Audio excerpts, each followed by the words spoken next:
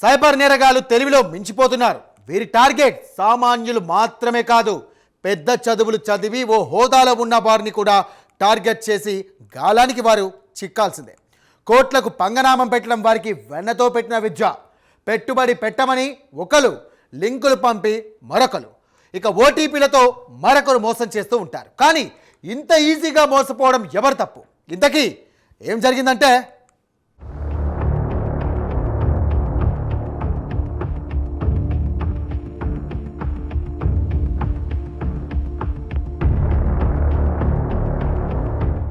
రీసెంట్గా సిబిఐ మాజీ joint director retired IPS అధికారి లక్ష్మీనారాయణ కుటుంబం సైబర్ నేరగాళ్ల ఉచ్చులో చిక్కుకుంది.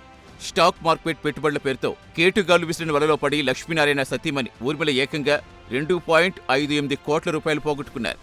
చట్టాల గురించి పూర్తి అవగాహన ఉండటం, అత్యున్నత స్థాయి పోలీసు అధికారిగా పనిచేసిన వ్యక్తి కుటుంబమే ఇలాంటి మోసానికి గురి కావటం సైబర్ నేరగాళ్ల తెలివితేటలకు, వారి మాయ మాటల తీవ్రతకు అద్దం పడుతోంది.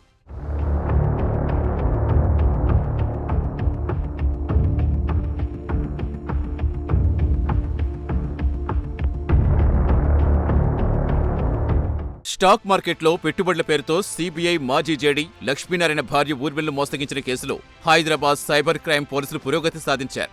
ఈ కేసుకు సంబంధించి 4 అంతర్రాష్ట్ర నిందితులను అరెస్ట్ చేశారు. మోసానికి గురైన సొమ్ములో 45 లక్షలు ఫ్రీజ్ చేసినట్టుగా వెల్లడించారు. మయన్మార్ కేంద్రంగా పనిచేస్తున్న ముఠాకు ఈ నిందితులు సహకరించినట్టు పోలీసులు గుర్తించారు.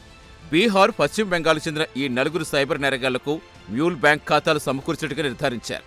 నిందితులను ట్రాన్సిట్ వారెంట్పై హైదరాబాద్కు తీసుకొచ్చి కోర్టులో హాజరుపరిచిన తర్వాత రిమాండ్కు తరలించారు.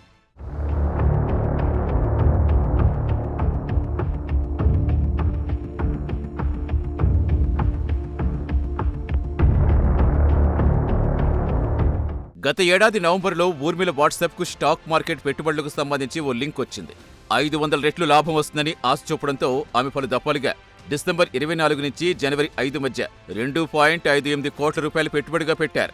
తన ఖాతాల్లో 2 కోట్ల లాభం వచ్చేట్టుగా నమ్మించి ఆ డబ్బు విత్డ్రా చేసుకునేందుకు వీలు కల్పించలేదు. పైగా మరింత డబ్బు చెల్లించాలని డిమాండ్ చేశారు. దీంతో మోసపోయినట్టు గ్రహించిన ఊర్మిళ ఈ నెల మొదటి వారంలో పోలీసులకు ఫిర్యాదు చేయడంతో ఈ భారీ మోసం వెలుగు చూసింది. ఈ కేసులో ప్రధాన సూత్రధారుల కోసం పోలీసులు గాలింపు చర్యలు ముమ్మరం చేశారు. ట్రేడింగ్పై అవగాహన లేక భర్త లక్ష్మీనారాయణ సహాయం తీసుకుని 2.58 కోట్ల రూపాయలు పోగొట్టుకున్నారు ఊర్మిళ.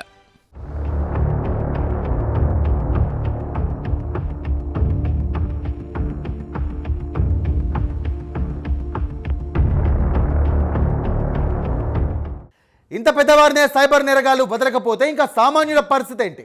లింకులు ఓపెన్ చేయడం, డబ్బులు పోగొట్టుకోవడం, లేదా పెట్టుబడుల పేరుతో నష్టపోక తప్పదా? వీటికి ఎండ్ కార్డ్ పడాలంటే మీరు అలర్ట్గా ఉండాల్సిందే. మీరు ఆలోచించి అడుగులు వేయాల్సిందే. మీరు మెదడుకు పదును పెట్టాల్సిందే.